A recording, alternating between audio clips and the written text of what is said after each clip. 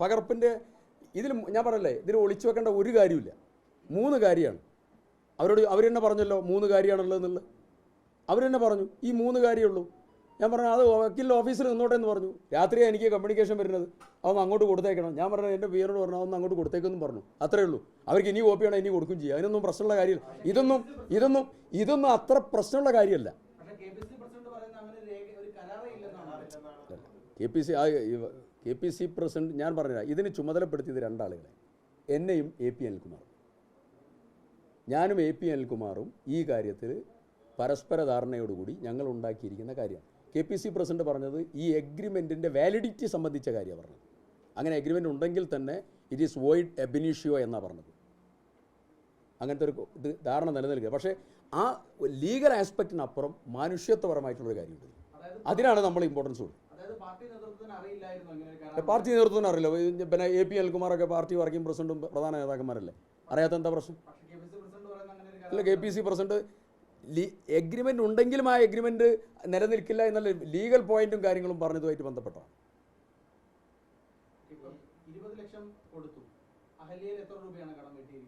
അഹല്യയിലെ total കടം എനിക്ക് തോന്നുന്നു 20+ ഉണ്ടായിരുന്നു. ആ എമൗണ്ട് ചർച്ച നടത്തി തീർത്തത് പാർട്ടിയുടെ വേറെ ഒരു ടീമാണ്. അവരത് ടോട്ടലി തീർത്തു.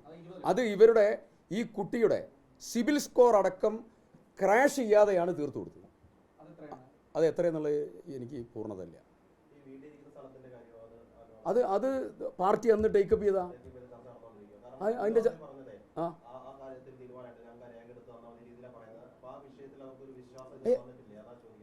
ഞാൻ പറയട്ടെ, വിശ്വാസ്യത വരാതിരിക്കണമെങ്കിൽ പാർട്ടി ഇതിൽ നിന്ന് പിന്മാറി എന്നുള്ളത് പറയണ്ടേ? പറയാതെ എന്തിനാ പാർട്ടിയെ നോവിക്കുന്നത്? പറയാതെ എന്തിനാണ് അവരുടെ കൂടെ നിന്ന പാർട്ടി നേതാക്കന്മാരെ നോവിക്കുന്നത്? അപ്പോൾ അതിൻ്റെ പിറകിൽ എന്താണ്? അത് വേദനിപ്പിക്കുന്നതാണ്. അത് വേദനിപ്പിക്കുന്നത് ശരിയല്ല. ആ കുടുംബം നിന്നു പോകണമെന്നാണ് നമ്മുടെയൊക്കെ ആഗ്രഹം. നന്നായി അഭിമാനത്തോടു കൂടി നിന്നു പോകണം. ആ മക്കളൊക്കെ വളരുകയാണ്.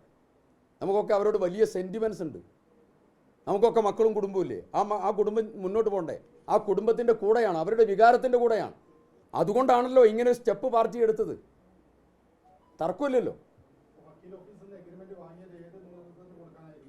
പാർട്ടി നേതൃത്വത്തിന് ഏതാ അത് ആര് എന്നുള്ളത് പറയുന്നില്ല. ഇതുമായി ബന്ധപ്പെട്ട ഞാനുമായിട്ട് ബന്ധപ്പെട്ടതായിരിക്കുന്ന ചർച്ച നടത്തിയതായിരിക്കുന്ന നേതൃത്വം പറഞ്ഞു അത് എഗ്രിമെൻ്റ് അങ്ങോട്ട് കൊടുത്തേക്കും. ഞാൻ പറഞ്ഞില്ലേ, ഈ എഗ്രിമെൻ്റ് എന്ന് പറഞ്ഞിട്ട് 3 കാര്യമാണ്. അത് ആ കുട്ടിയും പറഞ്ഞു, ഞാനും പറഞ്ഞു.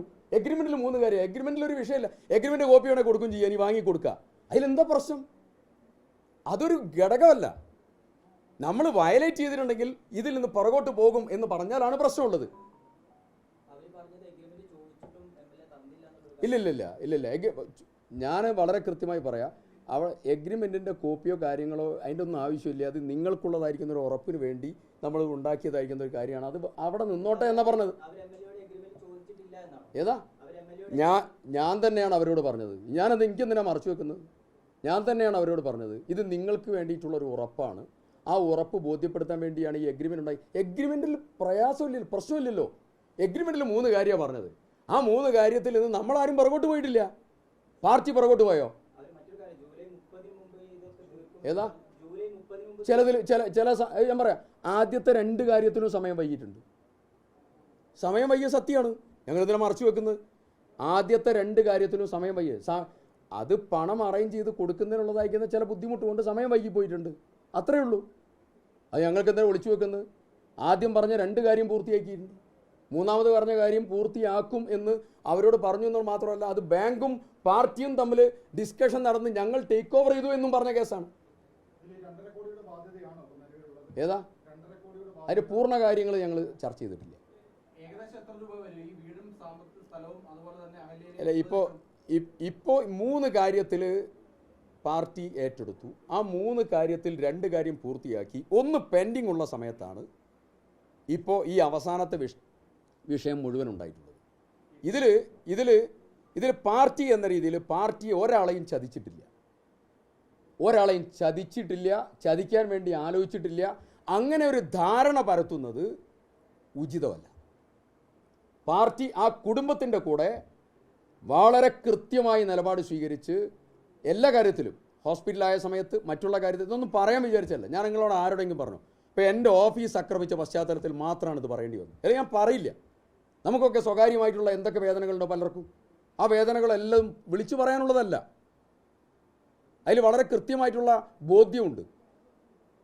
പക്ഷേ ഓഫീസ് ആക്രമിച്ചു എന്ന് പറയുമ്പോൾ അതൊരു ഘട്ടം കടന്ന രാഷ്ട്രീയപരമായിട്ടുള്ള ഒരു ഓപ്പറേഷനാണ്. അപ്പോൾ പറയേണ്ടി വരികയാണ്. ഇത് CPM-ഉം DYFI-യും ആണ് ഈ പത്രസമ്മേളനത്തിന് മുഴുവൻ ഉത്തരവാദിത്വം.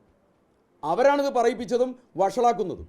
അതിൽ രാഷ്ട്രീയ നേട്ടമാണ് അവർക്ക്. ഞങ്ങൾക്കിത് രാഷ്ട്രീയമല്ല, ഞങ്ങൾക്കൊരു കുടുംബത്തിൻ്റെ പ്രശ്നമാണ്. ഞങ്ങൾക്ക്